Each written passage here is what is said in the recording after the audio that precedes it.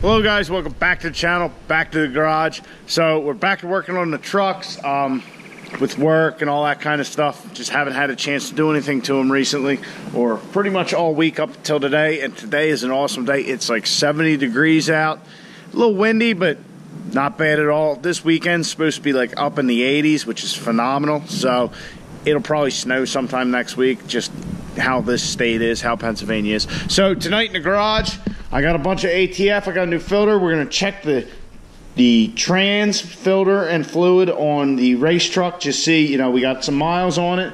We got a couple passes. Just see how everything looks. Make sure, you know, we're not having the torque converter problems with the filter clogging up like we did previously. Also, my exhaust cutout valve has arrived.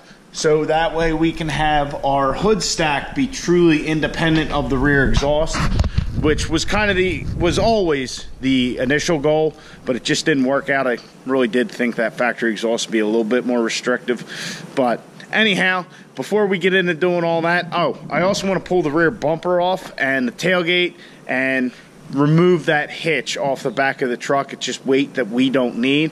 I'm definitely going to put it aside in case, you know, we ever get really heavy into stuff and, you know, maybe do a little pulling with the truck, you know, one of them competitions or something. But anyway, we'll get all that off, just take a little more weight off the truck and go from there. But first, we have our first ever mail time. I got the first letter to the P.O. box, so we'll get into that. All right, so here's our letter. The P.O. box is always in the description. It's P.O. Box 672, Quarryville, Pennsylvania, 17566. So this comes to us from Michael Kent of San Angelo, Texas. It's actually post-dated for February 27th, so as you can see, I don't check the P.O. box very often because, well, this is our first piece of mail. There's never ever a reason to check it. Ooh. 5 pages. All right, Mike, thanks for the letter. I appreciate it. Here's Mike's truck. He's got a 2012 as well that he calls Emma. Here's what it was factory, and here's how it looks now. He's got the protector style headlights I was talking about for Caitlin. He's also, look at that engine compartment. He said he does all the work himself, and he's got a lift. I need a lift. That's what I need. I need a lift. And last but not least, he has an awesome C7. C7? Yeah, C7 Jeep with a 350 in it. That's cool. I like that C7. That's awesome. But once again, if you guys want to send anything to the channel, P.O. Box 672, Quarryville, Pennsylvania, 17566. All right, let's drain this trans pan and see what that filter looks like.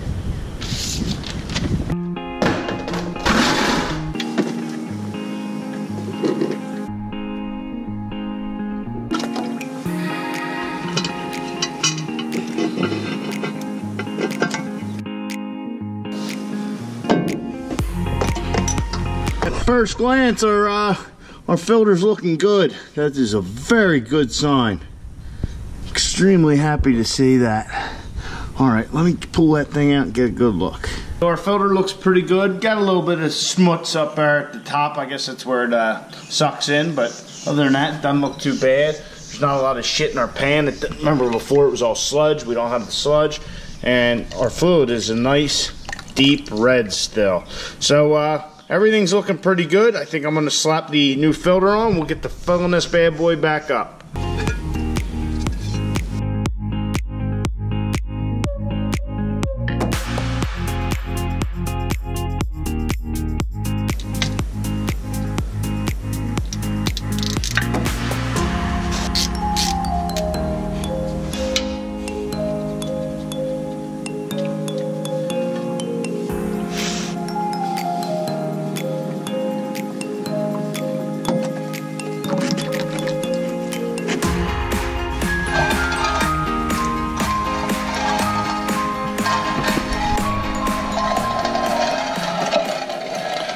So I decided to drain a torque converter, and as you can see, I vastly underestimated the amount of fluid that was going to come out. I figured the pan would be more than enough, and I was 100% wrong. So I'll pour it into the real drain pan, and it's not even done draining yet. That's the amazing thing. I think I'm going to need more fluid than I got.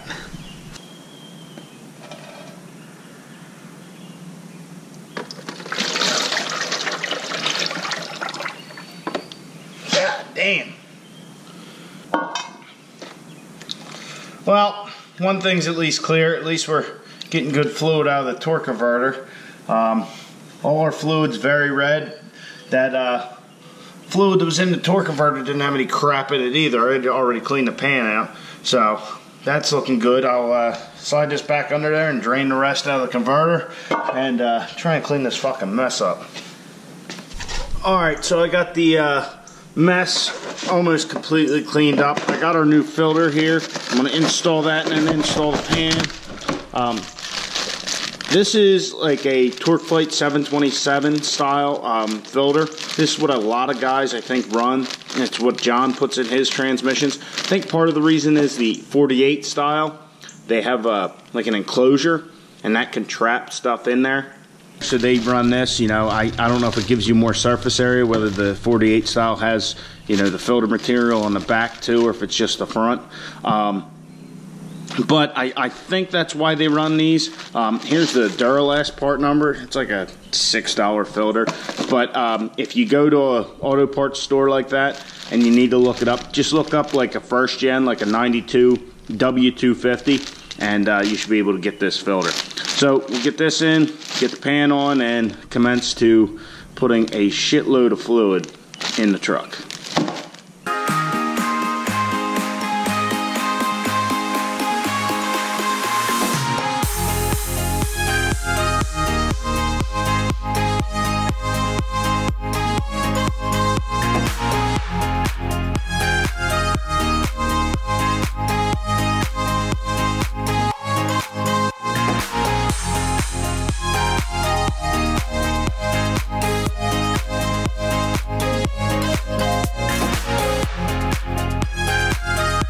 Trans filled up, started the truck drive, reverse, neutral, checked it, you know, filled it up, did that, you know, multiple times. But in the course of filling it up, I noticed this. Take a look at the center section of our turbo. See, it's kind of, I don't know if you guys will be able to make that out, at like a 45. I don't remember it being like that. We did clock the compressor housing at the track, and which, looking at our boots now, it's looking like they're trying to slide off up here, but down below they still look good. But I remember that oil fitting being straight up and down, and that's how I usually put it in, and you know, so you can just get good flow down through and down to our drain. I don't know why it did that. It's odd. Gonna see if I can loosen it up.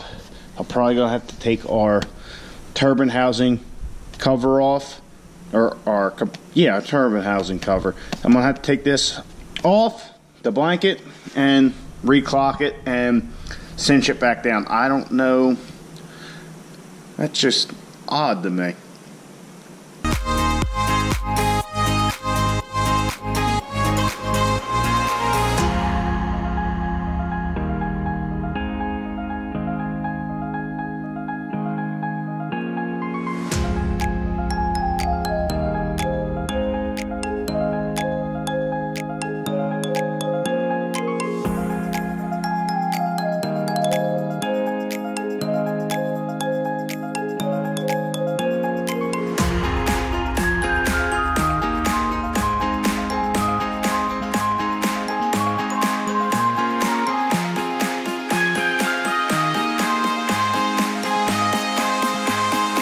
got the turbo reclocked. I got all that back together. I just pulled the compressor cover housing because I had to pull back the exhaust blanket, or the exhaust housing blanket a little bit. Redid our intercooler piping, tightened everything up. I actually added an additional hose clamp down to one of the ones down there because I had an extra laying around. So hopefully that will be all right, because we have had issues. So I will start the truck, check the trans fluid one more time, and then we'll take her out for a spin.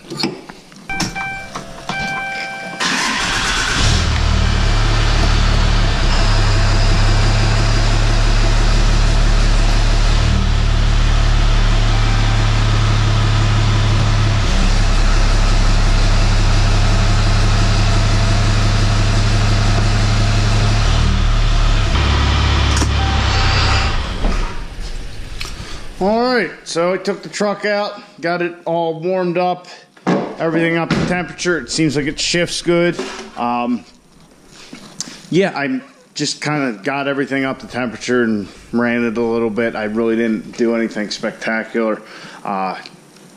It's late. So that's our night in the garage, just a little checkup on our transmission. Our filter looked much better than the last time we looked at the filter. So that's with a little bit of running around, you know, and a couple passes at the track. So I think I'm going to take the truck to work tomorrow and just try and run the truck and see how everything feels.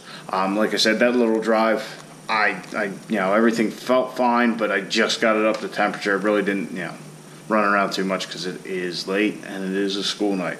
So I hope you guys enjoyed the video. If you did, please like, comment down below, subscribe to the channel, and I'll catch you guys on the next one. Get out in your garage, get the wrenching on your truck,